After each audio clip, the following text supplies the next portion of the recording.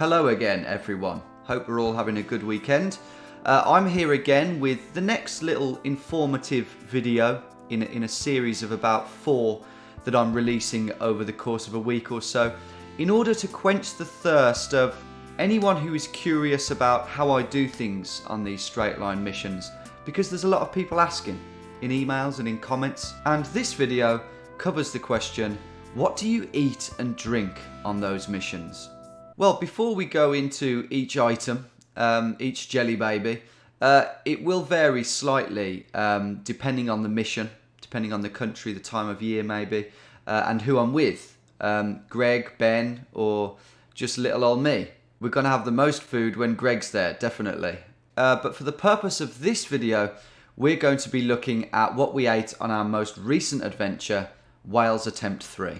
And it was another one of those edits where it looked like all we ate was jelly babies and a couple of tins of fish. But don't worry, that is not the case. I'm going to start you off with a little clip from bonus footage 1 from over on Patreon, which will give you a good idea of what we ate each day. And then I'll talk about it in a little bit more detail for you. So we'll work from this way to that way because it's east to west. So that's our breakfast. Those, to be honest, we'll probably have them when we wake up. We'll have one of these each. Chuck in one of these each. Bag of, what do you want on the first day? Salt and vinegar, peanuts? Yeah. Yep. Bag of sweets. Do those give you a headache? It's usually... You have to keep wearing that shirt. Fucking hell. Jelly babies, please. Jelly babies for the first day. Right, you are. Mango. Yeah, mango. Bag of mango. I need to cut up my big log of... Where? Oh yeah, there it is. Okay. All right, I'll cut this up and wrap it in foil. Yeah, that'll be mine. That'll be yours. Right. Or do you want the mushroom one on the first? Oh, it doesn't matter, does it? Right. Yeah, job done. Job done, key. Sweet. So there you go. That's what we ate or tried to eat each day. Now, it's probably not perfect by any means, but all in all, it gives us energy and it's a good balance.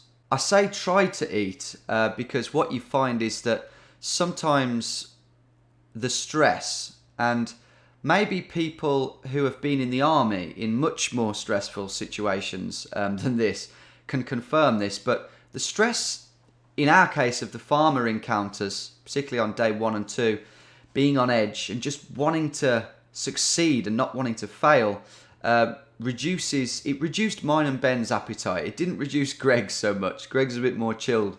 So that sometimes results in us not eating as much as we should.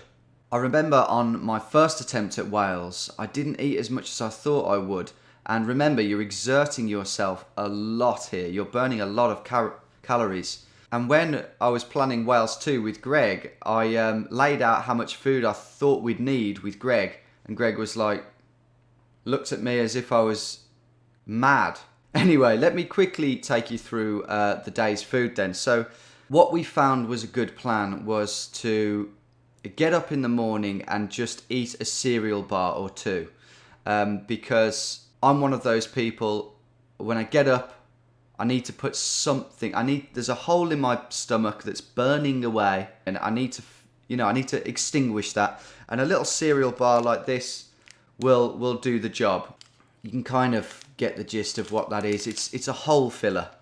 Then a couple of hours later, once we've walked 2 or 3 miles maybe, depends on the terrain, that's when we'll cook our proper breakfast. For example, in Scotland, when me and Greg reached the ruins of that old manor house, we cooked our tinned fish and couscous. Now, that might sound like a bizarre, almost disgusting meal to a lot of you, but I love fish and tinned fish is included in that. Now, it used to be kippers, which are like a smoked herring, but this is what I've been gravitating towards recently. It's Tesco finest, so it's a bit more expensive. It's like an upmarket tinned fish, just to make it a bit more, enjoyable and flavoursome. You can get these with like pepper and harissa and honey mustard flavorings and stuff like that. The fish is full of oils and fat, which is great for a hike because you're just going to burn that off slowly throughout the day. That's just pure fuel throughout the day, that is. And it's got the protein in there as well. And then the carbs come from, I mean, again, these won't exist anywhere outside the UK. It's Ainsley Harriott. You've seen the meme with Ainsley Harriott. There he is, cheeky chappy, national treasure. Is he? Yeah, couscous. You pour water in from the jet boil, cover the bowl with a lid, and in 3 or 4 minutes, it's ready. And that is an easy meal to make. It really is, and it fills you up. Then around lunchtime, around 1 p.m, something like that, we have a sort of, not a hot lunch, although Greg will usually have an adventure food at that time. I have a stick of salami, a big, thick, kind of Spanish-style, non-spiced, cured meat, you know, so it won't go off in my bag. I'll have a good chunk of that at lunchtime, along with some dried fruits, mango, cranberries. I'll have maybe a bar, like a date bar. We have, one thing we found absolutely great were those Cliff Bars, peanut butter flavoured Cliff Bars. God, they fill you up. They've got everything, carbs, protein, fibre, fat, all four. And then the other great thing to have at lunch is nuts, loads of cashews. As you saw, we had a different flavour each day to keep it interesting, to make you look forward to lunch. You know, this is another comfort thing that really lifts morale. It's having things to look forward to at lunch and in the stash bags. The stash bags are a real great opportunity to put some treats in there. You know, a jar of olives or some artichokes or whatever. I mean, you could cook a meal.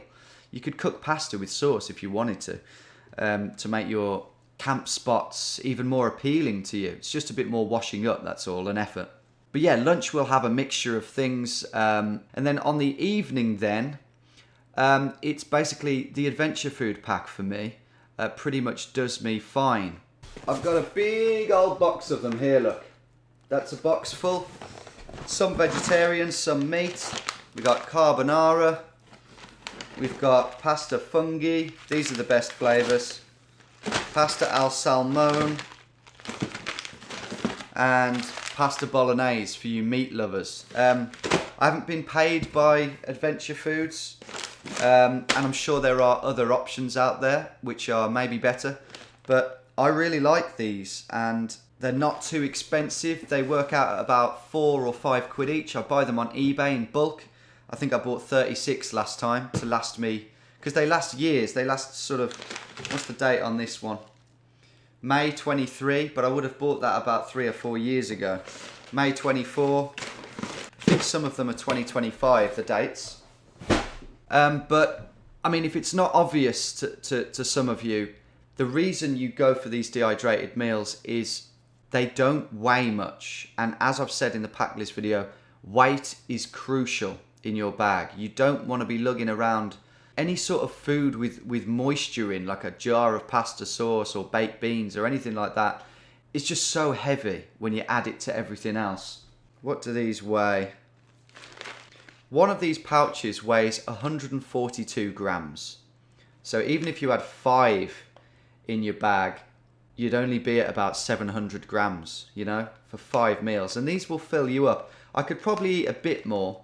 I usually find one of these fills me up, and then maybe I'll have a few biscuits and a I don't know, a couple of sweets as well. But yeah, they taste good. Certain flavors are better than other. Do not buy the chili con carne. It's really bad. It doesn't taste particularly bad, but it's just weird. It's not a chili con carne at all.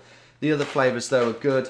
They're easy to make. You just pour boiling water in, stir it around, zip it up and leave it for 8 minutes. You do have to wait for 8 minutes, which can be a long wait sometimes, but do wait the 8 minutes, because if you don't, you'll find that there'll be hard little bits of pasta in there.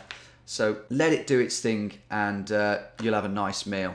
I mean, it's not going to be like a bloody Italian restaurant, You know, don't expect that, but they're tasty enough. The sweet thing, a lot of people say you got to chill out on the sweets. It's only temporary sugar. Yeah, I think you're probably right to a point.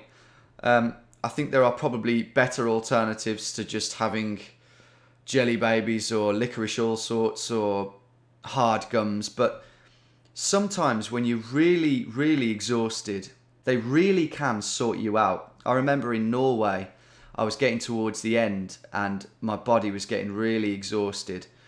And I felt very sick, actually. And I thought it was that dodgy beef jerky that was making me feel sick, which I've stopped eating, by the way. I've moved to the salami sticks. I might go back to jerky at some point. But anyway, I was feeling sick and I had half a pack of jelly babies, which, by the way, are the best for instant energy because the sugar, they're like 90% sugar and then the rest of it is gelatin, which is rocket fuel.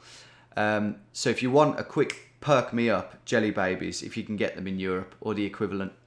But they sorted me out and within 5 minutes I was buzzing again. But as you've rightly said, it's not a long-term answer because you'll just crash eventually. And I would only recommend having them if it's just like, you know, to get you to the end of the day. You know, maybe you're 2 or 3 miles from the day, but you're feeling exhausted, then it's a good idea. But yeah, ideally you want to have eaten more slow burning foods such as porridge to sustain you for a bit longer. What we also like to do, which I kind of touched on earlier, is put a few more bits and bobs in the stash bags, as you saw. You know, a nice smoothie as a treat and a few nutrients in there, vitamins. Me and Greg like to treat ourselves to a jar of anchovy olives, which Greg just lives and breathes. Just a few jarred treats in there to lift morale. The only thing you got to consider is if you've got to carry that stash bag a mile to the stash, then you might not want to do that because you've got to carry all the water as well. And just quickly, while we're on water, liquids. I touched on this in the pack list video when I talked about the water filter. We've started to use the water filter a bit less because it takes a lot of time to use it, and emphasis has just become more and more on getting the mission done rather than fannying about. But definitely take a water filter, that's a no-brainer, and just put plenty of water in those stash points because not only are you going to drink loads throughout the day, especially if it's hot for some reason, but also you will find, I mean this is obvious, but you'll need so much water when you camp. Not only do you need about half a litre. Oh, where have you gone, Tom? You blurry fuck. Not only will you need half a litre for each of these packs, which can add up to easily 1 litre, 1.5 litres, but you'll need some water in the morning when you wake up. I know I do.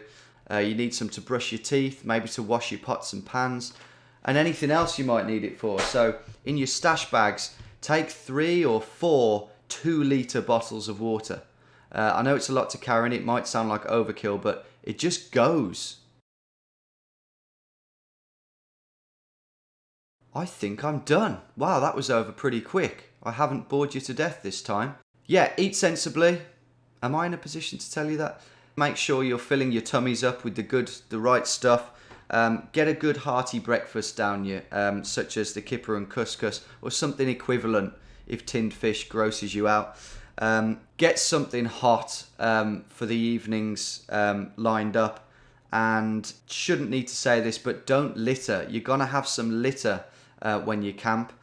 Bring a spare bag with you and put that litter in, and then maybe you'll reach a bin to put it in. That's happened a couple of times on a mission, but it's not very often you'll see a bin. So what you'll probably have to do is put that litter bag in the stash bag, and you're just going to have to come back for that stash bag.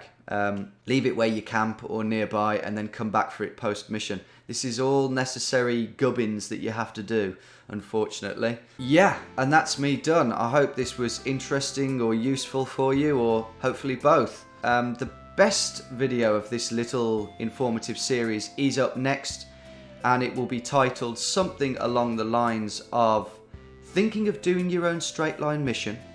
Think again. No. This is all you need to know. Or here are my top tips. That's coming up next. See you there. Thanks for watching.